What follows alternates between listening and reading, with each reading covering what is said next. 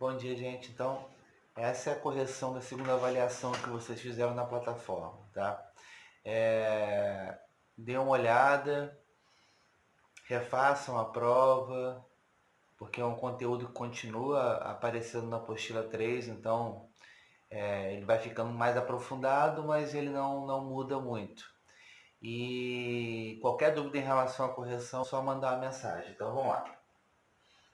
Primeira questão é a seguinte: eu tenho um copo com água, eu boto uma bolinha de pão caseiro. Faço uma bolinha de massa de pão caseiro e coloco no copo com água. E essa bolinha afunda porque tem uma densidade maior do que a água. Está aqui no texto. Depois de um tempo, o fermento começa a atuar. E aí a questão fala o seguinte: essa fermentação altera o volume da bolinha. A fermentação é um processo que libera gás carbônico, libera CO2. Tanto fermento químico quanto fermento biológico. Depois a gente pode falar sobre a ação de cada um. Mas o processo é basicamente o mesmo. Libera CO2 e o volume aumenta. Vamos pensar no seguinte: densidade é uma relação entre massa e volume. A massa da bolinha ela não se altera, ou altera muito pouco, mas o que vai alterar de forma significativa vai ser o volume dessa bola de pão caseiro. Se eu aumentei o volume e mantenho a massa praticamente constante, a densidade ela diminui. Então essa bolinha que estava no fundo, quando o fermento ele agiu, ele começa a agir, essa bolinha levanta. Então é uma maneira de saber o momento que o fermento teve a sua função. Então vamos lá. Por que depois desse processo a bolinha de massa de pão estará mais próximo da superfície, né? Porque essa densidade ela diminui. Então, item D. Segunda questão. Então, a pessoa adulta libera 1 vezes 10 ao cubo de gás carbônico. Então, 1000 gramas de gás carbônico. Isso equivale a quantas moléculas? Primeira coisa é calcular a massa molecular do CO2.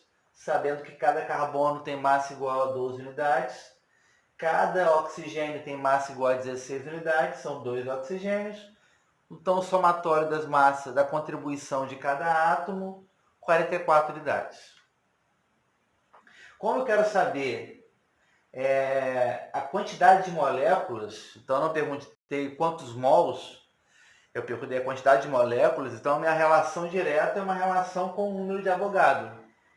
6 vezes 10, 23 moléculas de CO2 equivale a 44 gramas.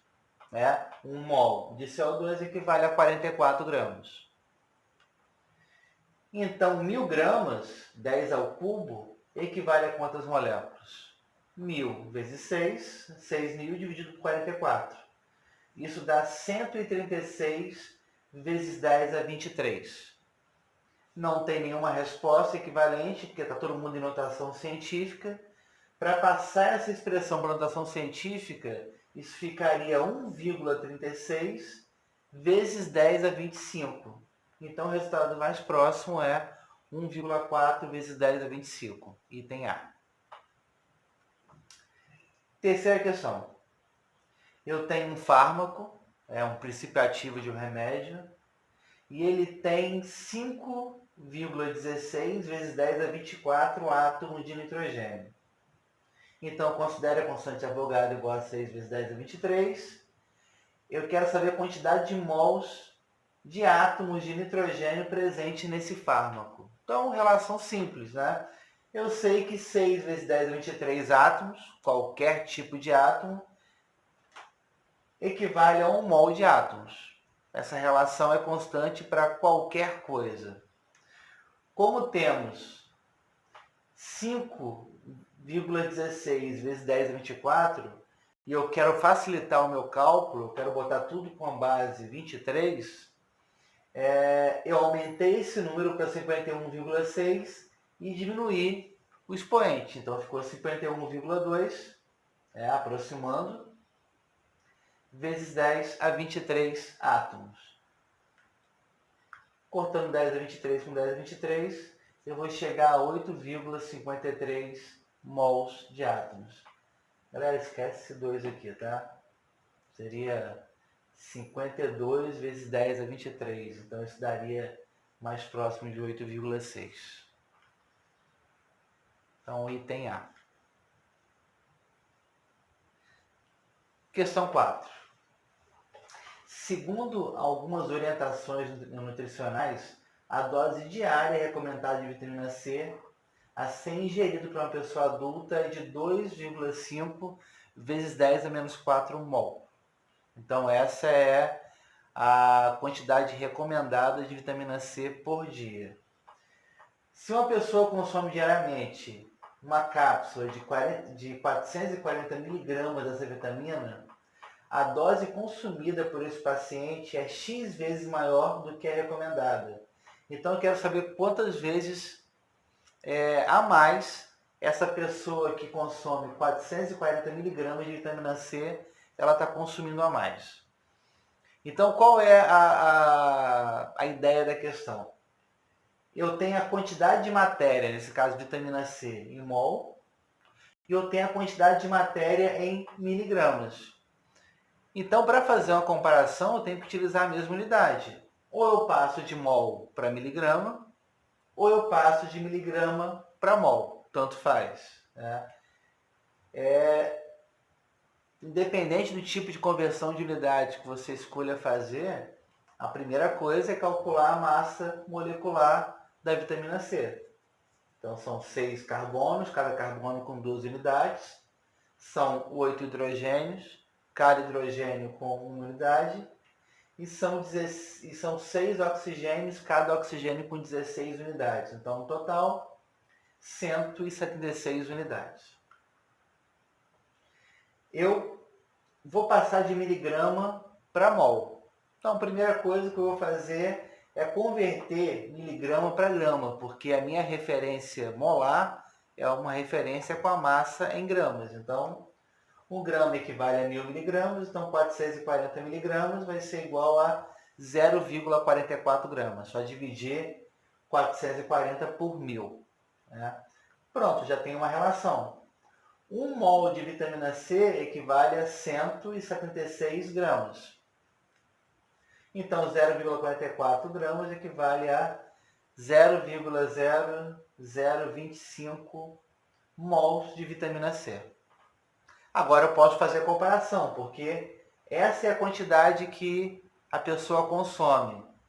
E essa é a quantidade recomendada.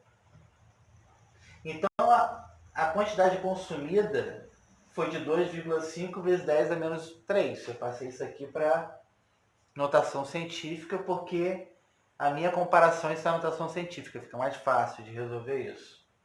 E a recomendada é 2,5 vezes 10 a menos 4.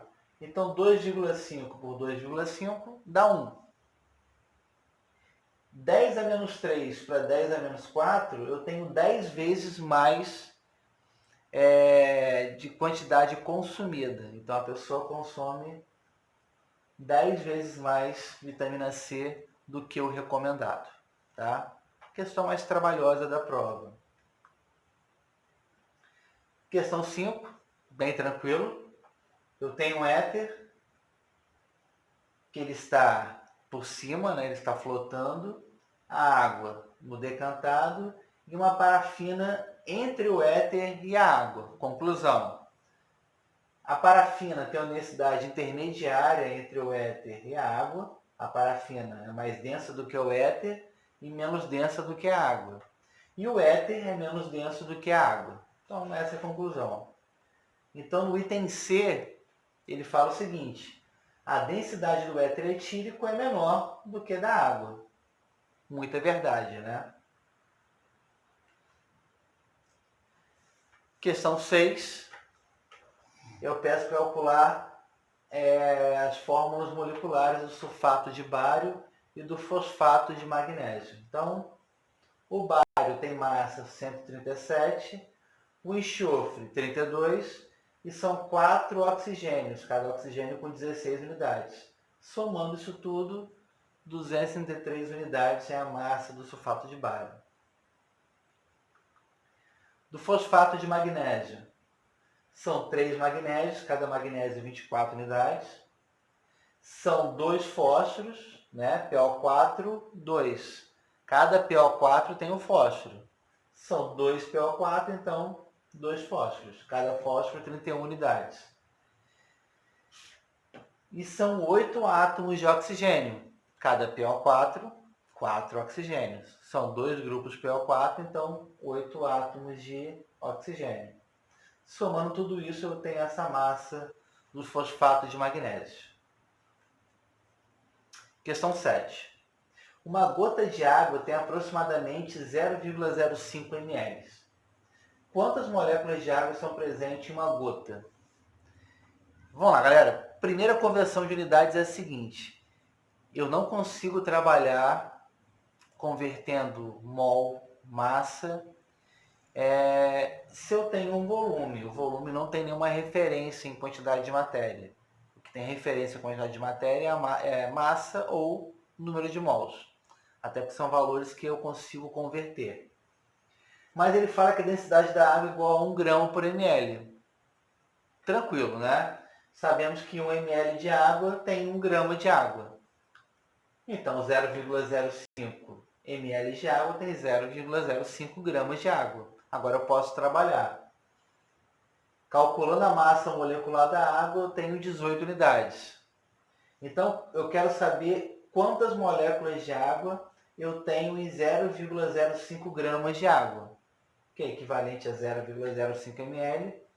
ml é equivalente a uma gota de água. Então, 6 vezes 10 a 23 moléculas de água, 18 gramas, né? A massa molecular da água. Então, se eu tenho 0,05 gramas, eu tenho quantas moléculas de água? Calculando isso, 0,017 vezes 10 a 23 moléculas. Quem deixou a resposta assim, está tranquilo. Eu não pedi para passar uma notação científica. Quem passou para a notação científica, isso deu 1,7 vezes 10 a 21. Por quê? Eu aumentei esse número, então eu vou ter que diminuir o expoente. Aumentei quantas vezes? 10, 100 vezes. Então eu vou ter que diminuir 100 vezes. Tá? Questão 8. Um medicamento tem 90 mg de ácido acetil salicílico, C9H8O4, por comprimido. Eu quero saber quantas moléculas da substância há em cada comprimido. Primeira coisa é saber a massa molecular do ácido acetil salicílico. 9 carbonos, 8 hidrogênios, 4 oxigênios, somando tudo isso, 180 unidades. Como eu quero saber quantas moléculas, a referência que eu vou utilizar é... eu tenho que passar de miligrama para grama, né? 90 dividido por 1000 dá 0,09 gramas. Então, a minha referência é, como eu quero saber o número de moléculas, eu vou usar como constante o número de Avogadro.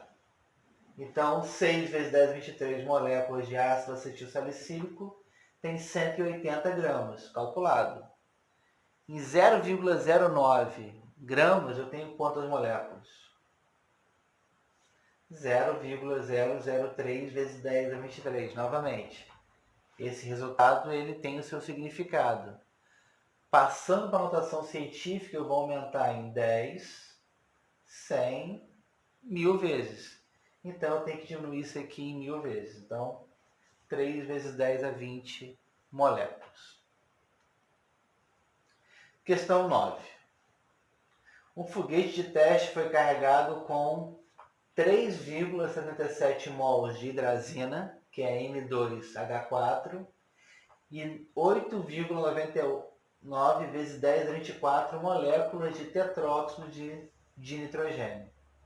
Eu quero saber a massa total de combustíveis utilizado nesse foguete. Então, eu tenho que passar de mol para massa, eu tenho que passar de número de moléculas para massa. Então, a primeira coisa é calcular a massa molecular da hidrazina, começando pela hidrazina.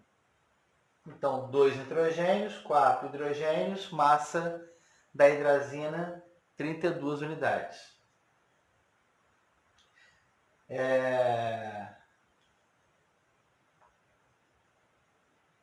Eu botei numa ordem errada aqui, mas vamos lá. Então, vamos lá. 1 mol de hidrazina, 32 gramas. Né? Eu vou passar primeiro número de mols de hidrazina para massa. Então, a minha referência é de mol de hidrazina com massa. Então, 3,77 mols de hidrazina vai ter quanto de massa? 120,64 gramas. Então, já sei que 3,77 mols de hidrazina tem 120,64. O próximo passo é calcular a massa do tetróxido de dinitrogênio. Como ele deu a quantidade de moléculas, a minha referência é em quantidade de moléculas. Calculei a massa do tetróxido, 92 unidades. Então, 6 vezes 10 é 23, 92 unidades.